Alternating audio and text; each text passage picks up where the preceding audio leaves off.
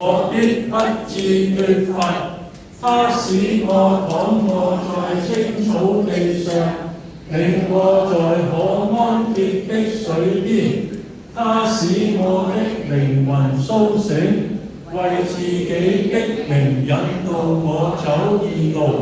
我雖然行過死蔭的幽谷，也不怕遭害，因為你與我同在。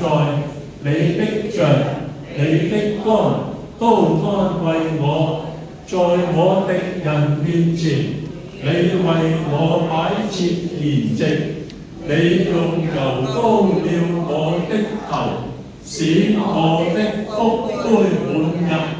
我一生一世必有恩惠慈愛隨着我且要住在耶和華的殿中，一直到直到永遠。哇！